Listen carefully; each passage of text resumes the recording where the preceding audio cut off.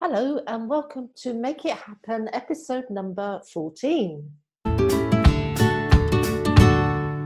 My name is Ali Meehan and I'm your host for today. And today I'm talking to Andrea Watts. Andrea will be talking about how you can use creativity to unglue you. Hello, Andrea. Hello, Ali. Thanks for having me. You're very welcome. Good to see you here. So tell us a bit about Andrea. Okay, so if I had to describe myself, I guess I'd describe myself as somebody who's deeply spiritual, really connected to nature. That's really important to me. I spend quite a lot of time in the woods. I have a daughter. I'm married. I live in Hertfordshire, Stevenage to be exact.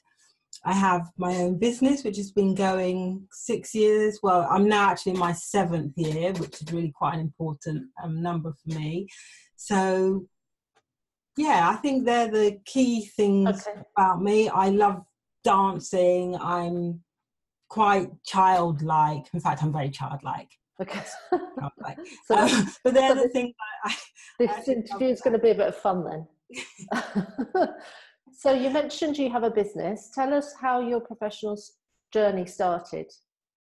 My journey started, I'd say, about between 2011, 2012. The business started in 2012, but the journey started before then. But the catalyst for starting UnGlue You was I was working in a job I worked in, social care, and that had been my career for 15 years.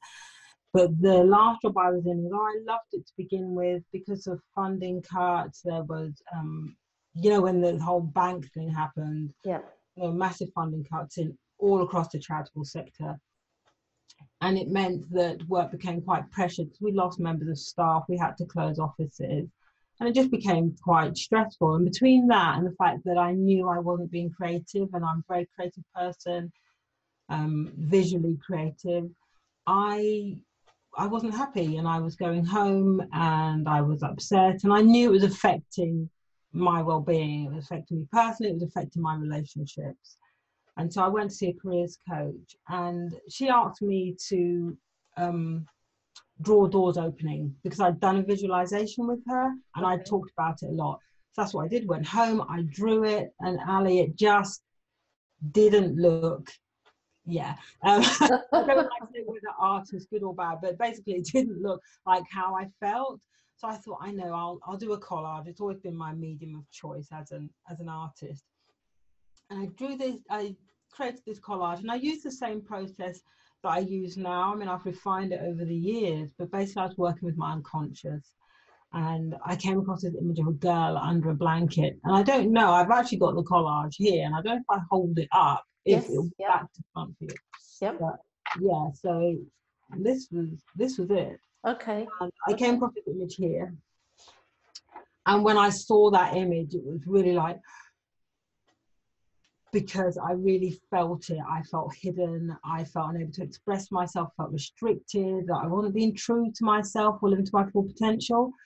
And that really was a real motivator for me, because I decided I actually didn't want to do that anymore. I wasn't actually prepared to live like that. And so as I kept going through, fortunately, I then came across this picture. This one here, the girl. Okay, And then finally that one. And the girl with her hand up was also me. So I was represented on the blanket, but it was also me saying, do you know what, it's time to come out now. And then the woman in red, when I saw that picture, was the absolute opposite of it was like, and it was very much, that's how I want to live. That's how I want to be. I want to feel a sense of freedom, creativity, movement, being in the moment, and just really enjoying life and expressing myself. And so they became my push-pull motivators, really. I don't want to be under a blanket. I want to be dancing around in red. So that's why I started UnGlue You. But it wasn't just because of the difference this collage made to me. I had, in 2009, I think it was 2009, I'd started to support bereaved carers through the organisation I worked with. And it was about mapping their journey through grief. So they'd meet annually. It was a 12-week course. I came in and ran one of the sessions. And then they would ask somebody from that first cohort to come back the next year, so like in 2010, and share their story, basically to help the other carers see that it gets better, the pain lessens, and you are able to cope more. And the first year, the person who came back brought their collage, and I wasn't there, but I was told this, and I thought, oh, that's interesting. Oh, I wonder where they kept it. It's quite big. It's like A3 size. Okay, that's fine. But then it happened the next year and the following year, and nobody was asking them to bring their collages. They were literally just bringing them. So I thought, there's something in this. It's really powerful. And then when I made mine, I was like, yes, I'm going to give this a go. Let's see what happens. So that's how UnGlue was born, really. Okay. As women. So tell us a bit more about UnGlue. What actually is it, and how does it help? Okay, so UnGlue is a way of using images and collage to tap the unconscious. And in doing that, we have a wealth of knowledge and information that sits in our unconscious, but we can't really access it very easily. Either our everyday gets in the way, or sometimes people have suppressed it if it's a more painful thing, or actually we forget it, because there's so much information that we take in and process every day, we can't possibly retain it. But our language of the mind is images, and it's very metaphorical, and that's what the images are. So the images are basically use the same language as the language of the mind. So that means you can access it more easily. And because images and emotions are processed in the same part of the brain, when they're stored, all the emotions are stored with it. And we'll all know that from like wedding photos, birthday photos. When we get them back out, we're not like, oh, there's a photo of a man slicing a cake. All the memories and the emotions come back, don't they? And it's exactly the same with collage work. So what happens is I've developed this 3-stage methodology. And the first stage, I call it gathering the images. So people don't choose them per se, but they allow their unconscious to find the images that resonate with them. So I have a wide range of magazines, from engineering to film, photography, dance, music, gardening, all kinds, travel. And I say about, you take the magazine on top. You take that one, you don't look through and think, oh, I really like photography, and go for that one. Because you're putting up boundaries when you do that. And it's really about remaining open and curious and just allowing whatever's there to surface. And so that's the first stage you go through. You pick out the images that really resonate with you. You end up with a pile of them. And then I guide people to the next stage, which is creating what I call the visual narrative, the collage.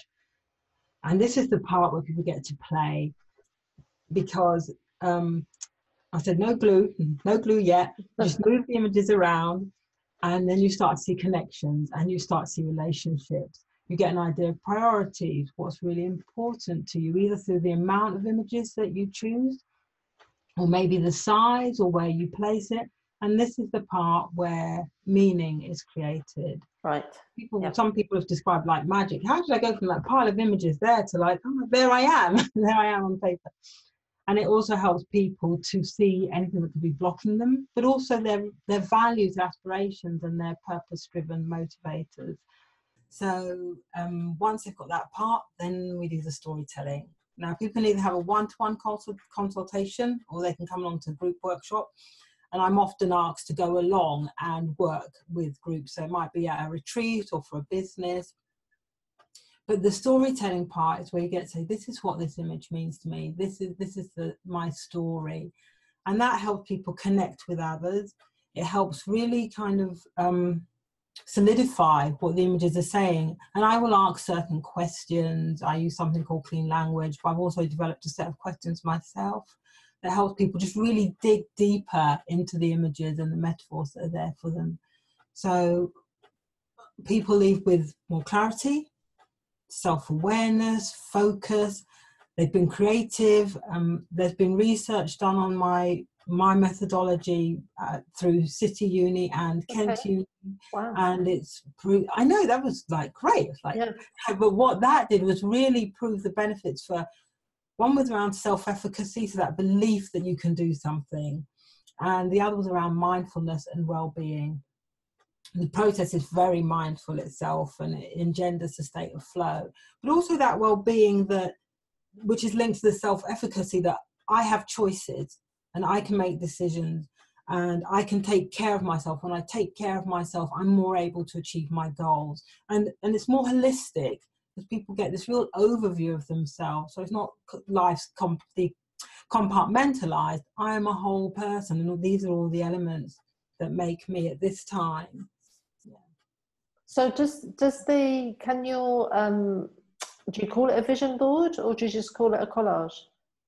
I don't call it a vision board because sometimes it's not about goal setting. Right. Okay. Very often it isn't about goal setting. That's not the reason people come.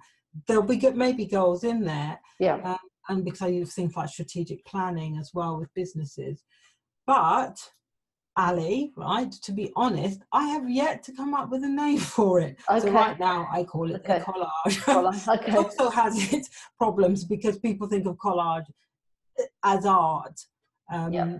But I do want to separate it from vision boards because it isn't the same. Okay. I don't want people to think it is. So your collage can change over time?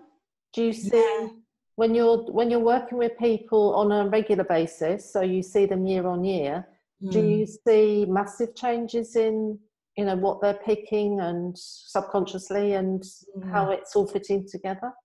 Yes, one of the things that happens is I say date the back of it. That's really important. It acts as a baseline, and then put it up where you'll see it regularly. And that's the similarity to the vision board. Obviously, there are similarities, but what happens is it keeps working on people internally on a subconscious level. And I have clients who come back and we reflect and review, and then I can see how I've moved forward. I can see how I've changed, because a lot of it is actually about that internal process of change that then allows the external things to happen, the actions to take place.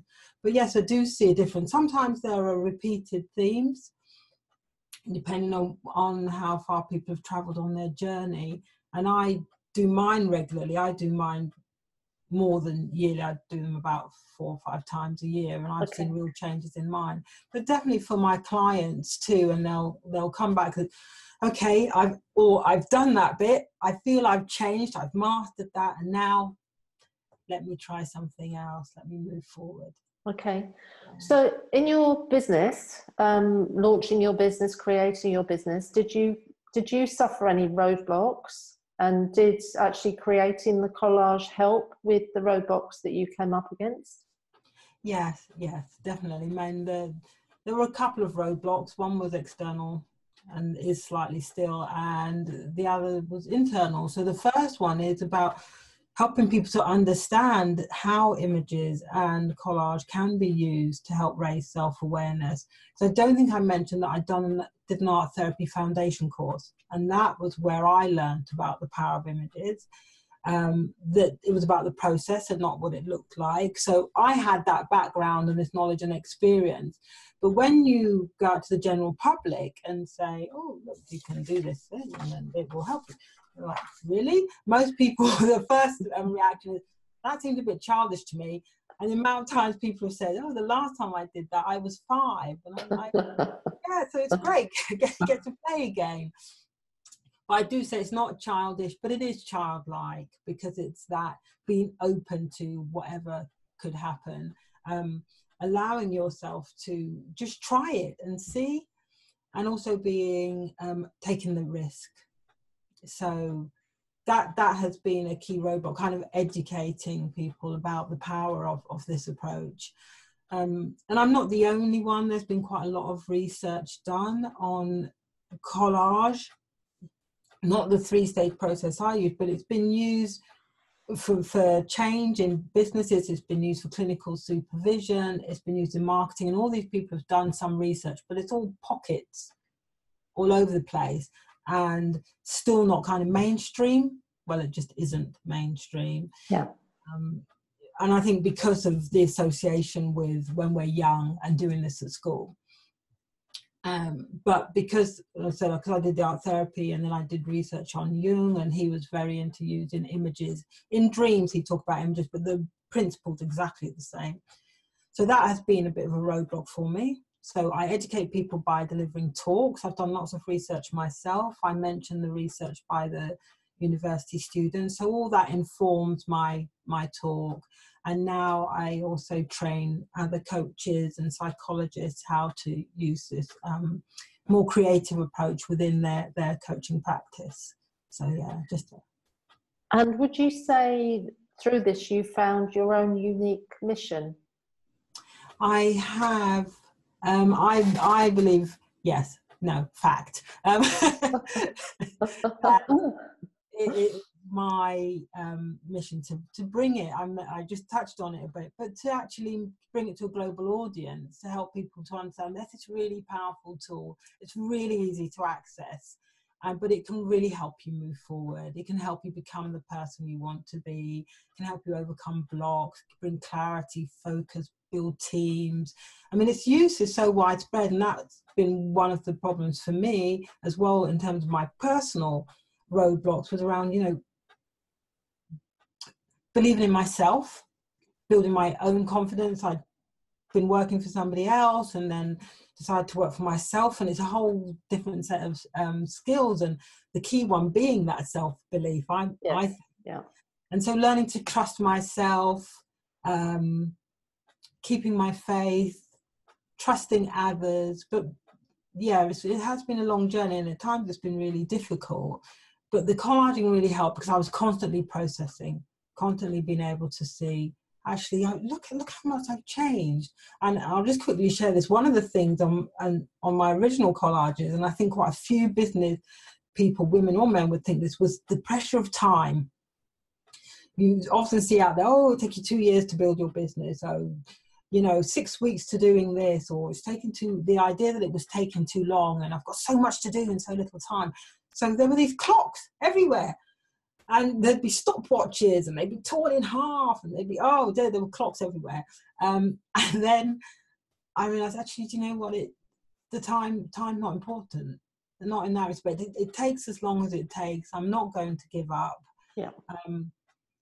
I trust that I will have enough each month to pay my bills until such time as the finances follow all the work I'm putting in, which has happened now. But it took a while to reach that stage. I think bringing something new to market as well. And I had that extra. I talked about the education, so I've had that extra to do. Yeah. But yeah, I have changed, and I recognise I have changed. I really like that I have changed. I do believe every day I more become the woman I was created to be, and I'm more like the lady in red dancing up the steps. Yes. But it's been a journey. We've actually been talking this week about time and how words are actually affirmations. So if you actually keep saying, I'm busy, I'm busy, I'm busy, I'm busy, it's actually an affirmation. You just keep reinforcing it all the time. Yes. Yeah. And that I've not got enough time. Who would you say, or what would you say is your inspiration? Yeah, so people-wise, two. I mean, I've got more than two, but I'm going to stick with two. My mum, for sure, very inspiring. Always encouraged me. Always told me I could be and do whatever I wanted. And Maya Angelou, because she had a very difficult life. I've read all her autobiographies. Okay. Very difficult life, but she still rose. She's got her famous poem I Rise, and she's very, very inspirational what she achieved in her life with very difficult circumstances. Yeah. And have you been reading any books in 2018 which have made a difference to you? Yes, I read Art as Therapy. Look, I've got this as well. Just to show. Yeah. I love that. Lots of notes. Colours mean different things. I wouldn't mind, but I didn't even colour code it properly. I just stuck them in. I was thinking all the different colours meant different things. So. I didn't think of that until I was halfway through, and I thought, oh, never mind. But yes, I really enjoyed that book. It wasn't what I was expecting. It's really about philosophy and psychology. It's about how art can help you in all areas of your life, from love to money to religion to relationships and politics, and just how it can help us to kind of experience those things in a healthier way. So I really, really enjoyed it. And it made me think about my role as an artist in terms of supporting people with that as well. And there were lots of bits I kind of like highlighted. Oh yes, UnGlue You and the way I work with images does that. So yeah, I'd actually really encourage other people to read it as well. It doesn't matter whether you like art or not. There's something about it I think you can learn, and I will definitely engage with art differently, whether it's in galleries or just out and about. Yeah. Okay. Do you think with these wonderful contraptions, we are going more towards creativity? I don't actually think we are. I was talking to somebody earlier actually, and one of the things people keep saying to me is, you should put it online, you should make it an online approach. And I haven't done, and I don't know that I ever will, not the whole process. Yeah. When I use individual image cards, because when I've got less time, that's what I do. I use individual image cards if I get given an hour. And I could see that being something you could do online. But there was something really powerful about the tactileness of this approach when you're being creative. There's something about connecting with other people. Yeah. And for me, creativity is actually a thought process. I learned that when I did my creativity and leadership module, when I did a degree. But it's a thought process. So we're all creative. It's just we express it in different ways, whether it's gardening, art, poetry, dance, however. And I don't think that technology helps with that. I think it can be a tool. I don't think it makes us more creative.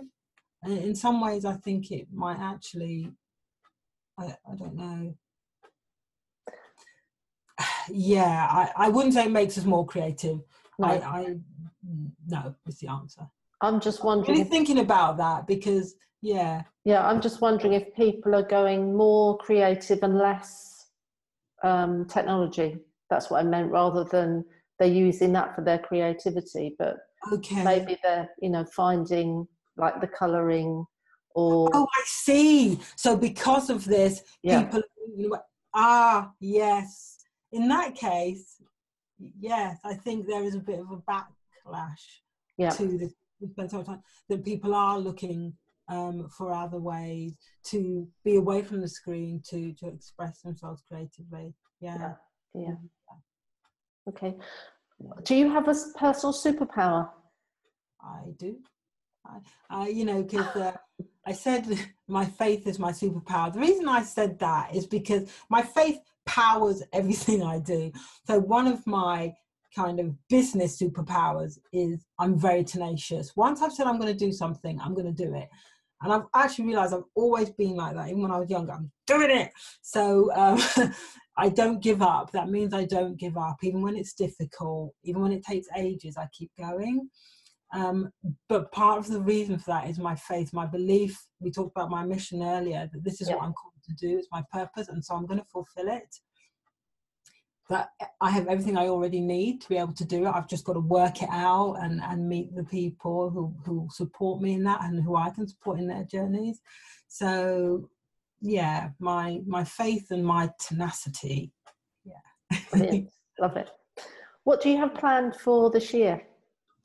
Okay, so the key things, I didn't want 2019 to close without my book. Okay. And my book will be, it's not so much a personal book, it's a book about the collaging, how it works, why it works. So again, that educational piece. So it will sit alongside my training.